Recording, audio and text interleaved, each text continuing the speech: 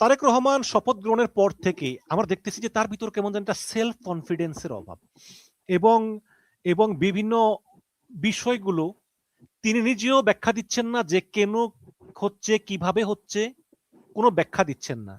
এবং তার হয়ে সালাউদ্দিন আহমেদ তিনি নিজেও সংসদে বিভিন্ন কথা বলতেছেন, স্পিকার রুল জারি করতেছেন, তাও তিনি শুনতেছেন না। এবং যখন বিএনপি ছিল বিরোধী দলে, মানে আওয়ামী লীগের আমলে, তখনও শুনতাম, আজকাল তো বিএনপি লোকজনের পাখা গজিয়েছে, যোগাযোগ তারাও করে না, আমিও করি না, বারাকা যোগাযোগ হতো। তখন যখন তারেক রহমান লন্ডন থেকে স্থায়ী কমিটির মিটিং ডাকতেন, তখন বাংলাদেশের সবাই তো আপনার ওই যে জুমে যুক্ত হতো, তারেক রহমান থাকতো লন্ডনে আর সালাউদ্দিন আহমেদ থাকতো শিলংয়ে, ভারতের। তো সেখান থেকে তিনি নাকি অনেক বলতেন যে না এটা এভাবে না, এটা এভাবে না, এটা এভাবে না। তখন ওই বিএনপির অনেক স্থায়ী সদস্যরা নিজেরা একটু মানে মনক্ষুণ্ণ হতো যে উনি এত এত বেশি বোঝেন। তো তারপরে উনি দেশে আসলেন, দেশে আসার পরে একদম প্রক্সি প্রধানমন্ত্রী বানিয়ে দিলেন, যেই প্রতিরক্ষা মন্ত্রণালয় প্রধানমন্ত্রী নিজের কাছে রাখেন, সেই প্রতিরক্ষা মন্ত্রণালয় সালাউদ্দিন সাহেবকে দেওয়া হলো। এবং সব মিলিয়ে স্বরাষ্ট্রমন্ত্রী হয়ে যদি তাকে আইন বিশ্লেষণ করতে হয়, তাহলে আইনমন্ত্রী আছে কেন, আপনি আমাকে একটু বলেন। না, এগুলো অনেক কেনর উত্তর এখনো অমীমাংসিত। আমি তো বললামই যে এটা যেহেতু মানে আস্তে আস্তে তা মানে মানুষের একটা বডি ল্যাঙ্গুয়েজে যেরকম ধরা যায়, বিএনপির বডি ল্যাঙ্গুয়েজে আসলে বিএনপির অনেক কিছুই ধরা পড়ছে। এটা বিএনপির অপরিপক্কতা বা রাজনৈতিক কৌশল নাকি অপকৌশল এখনো ঠিক বুঝতে পারছি না। তবে আপনার এই কথাগুলো তো তাদের যে শারীরিক ভাষা যেটা বলে, যে দলগত যে বিষয়টা, এটা তো বোঝা যাচ্ছে। আসলে সালাউদ্দিন সাহেবের এই ধরনের ভূমিকার কারণে বিএনপি যতই তারেক রহমান সাহেবের সম্মতি থাকুক, তারেক রহমান সাহেব যতই মানে উনি চুপচাপ নিরিবিলি বসে আছেন। আচ্ছা, আমরা হাসিনার সময়ও দেখেছি যে হাসিনা সবাই চাঁদাবাজ, সবাই খারাপ, মানে আওয়ামী লীগের দলের ভিতরে সব মন্ত্রী দুর্নীতিবাজ, শুধু একমাত্র হাসিনা ভালো। মনে আছে আপনার? খুবই মনে আছে। এই এবং যে বলতো যে আপনি মানে আপনাকে ভুল বোঝানো হয়েছে, ভুল বোঝানো হয়েছে, তারপরে ওখানে তিনি খবর নিচ্ছেন, তারপরে অগ্নিকাণ্ড হলে প্রধানমন্ত্রী নিজে গণভবন থেকে মনিটরিং করছেন, ফায়ার সার্ভিস পাঠাচ্ছেন। এই যে একজনকে খুব বেশি গ্লোরিফাই করার ফলাফল, আমি ব্যাপারটা একেবারেই আপসেট ওই জায়গায় যে আমরা তো এই ঘরানার মানুষ। মানে অর্থাৎ একটু আগে আমি আমার ফেসবুকে একটা স্ট্যাটাস দিয়েছি, আপনি তো যুক্ত আছেন, আপনি দেখবেন যে সেখানে আমি লিখেছি আমি কোন দলের, এখন পর্যন্ত আমি কোন দলের কর্মী বা চাকর নই। ইয়েস, রাইট, এইটাই। হ্যাঁ, তো এইটা আমি কোন চাকর নই, আমি বাংলাদেশি জাতীয়তাবাদের পক্ষে রাজনীতি তৈরি করার একজন নগণ্য কর্মী।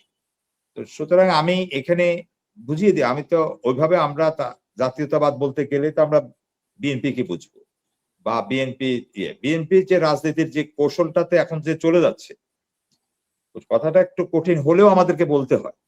অর্থাৎ বিএনপির জন্মটা কেন হয়েছিল?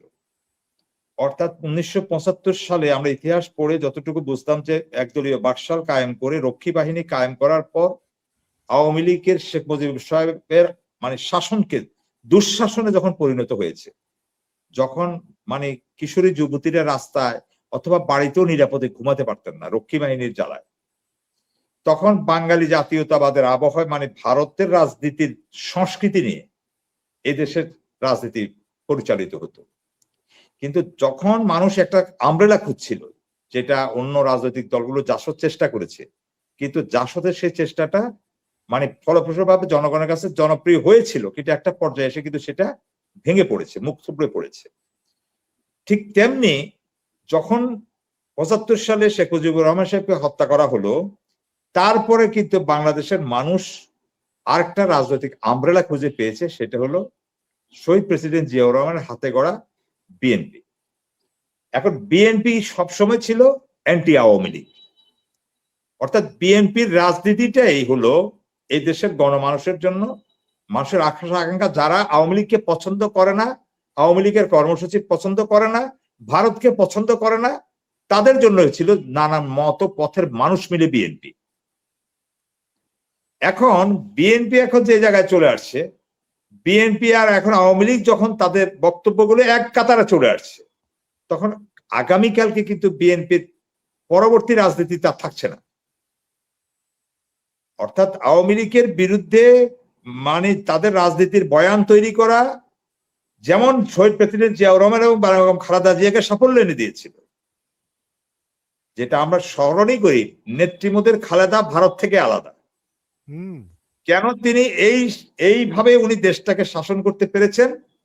কারণ ওনার একটা বরিষ্ঠ নেতৃত্ব এবং কণ্ঠ ছিলেন। আমি দেশনেত্রী বেগম খালেদা জিয়ার কথা বলছি, শহীদ প্রেসিডেন্ট জিয়াউর রহমানের কথা বলছি। তো ওনারা এই অ্যান্টি আওয়ামী লীগ এবং অ্যান্টি ভারতের বিরুদ্ধে গিয়ে যে বাংলাদেশের রাজনীতি তৈরি করেছেন, সেই রাজনীতি যখন এখন হারিয়ে যাচ্ছে, তখন আগামী কালকের রাজনীতি, আগামী পরশুর রাজনীতি বিএনপির জন্য কঠিন হয়ে যাবে। এখন যারা আবার নতুন প্রজন্ম যেটা তৈরি হচ্ছে, জেনজি, তাদের জন্য এখন নতুন বয়ানটা কি আসছে, যে তারা বলছে যে এখন যদি বিএনপি কে বলা হয় বিএনপি রাজনীতি কি, বিএনপি রাজনীতি ও আওয়ামী লীগ যা বলছে তা, এই তো সোজা উত্তর এটা, আর তো কিছু নাই। না। আর অন দা আদার হ্যান্ড আপনি আসেন যে এই জেনারেশনের কাছে প্রশ্ন যে তোমরা কি চাও, তোমাদের রাজনীতিটা কি? এনসিপির উপরে জামাত ভর করুক আর জামাতের উপরে এনসিপি ভর করুক, যাই করুক, আমরা জামাতকে নিয়ে এভাবে না বলি, আমরা 11 দলীয় জোটও যদি বলি, তারা বলবে আমাদের রাজনীতি সংস্কার। কোন সংস্কার? যে সংস্কারের পক্ষে 5 কোটি মানুষ ভোট দিয়েছে, আপনি খেয়াল করেন। তাহলে তারা তো একটা রাজনীতি মাঠে নিয়ে আসছে। রাজনীতি তো চলে বয়ানের উপরে। তারপরে হলো কি, আমরা স্বাধীন সার্বভৌম বাংলাদেশ তৈরি করতে চাই, আমাদের উপরে কারো খবরদারি চলবে না, এটা হলো তাদের রাজনীতির এখন বয়ান। কিন্তু বিএনপির এখন আচার আচরণ সবকিছুতে মনে হয় না যে একটু ভারত ভারত গন্ধ গন্ধ, একটু সালাউদ্দিন সাহেবের আচরণ কেমন কেমন, এসালামের সাথে কেমন একটা যোগাযোগ, কেমন যেন বাংলাদেশ ব্যাংকের গভর্নর মানে কি ভাবছেন। মানে আমি বলছি এই জিনিসগুলো যদি আপনি খেয়াল করেন, তখন দেখবেন যে তাদের কাছে এই যে মুক্তিযুদ্ধের চেতনা, মুক্তিযুদ্ধ 71কে বাদ দিয়ে 71-এর উপরে স্থান দেওয়া, নিচে স্থান দেওয়া 24কে, আপনি একজন সাংবাদিক হিসাবে আমাকে বলুন, আজ পর্যন্ত কেউ বলেছে 24 71-এর উপরে বা কিছু? ভাই, একটা তো হলো স্বাধীনতা লাভ, আর হলো স্বাধীনতা ভোগ। আমরা স্বাধীনতা লাভ করেছি, এই স্বাধীনতা লাভ পৃথিবীতে একবারই হয়। যে দেশ, যে রাষ্ট্র, যে জাতি স্বাধীন হয় একবারই হয়। আপনি বরং গায়ে পড়ে পড়ে ওইখানে যাচ্ছেন, তাহলে আপনার এই রাজনীতির বয়ানটা হতে ভুল। কোনটা?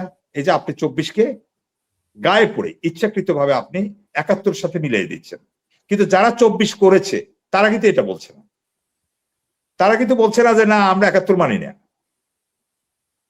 তাহলে আপনার এই মানে বয়ানটা তো মার খাবে, কারণ জনগণ এটা চলবে না। আর আপনি যে আগুন নিয়ে সিনেমিনি খেলছেন এখন পর্যন্ত, আমি জানি না কালকে নাটকে কোনো পরিবর্তন হয় কিনা। তারেক রহমান সাহেব হয়তো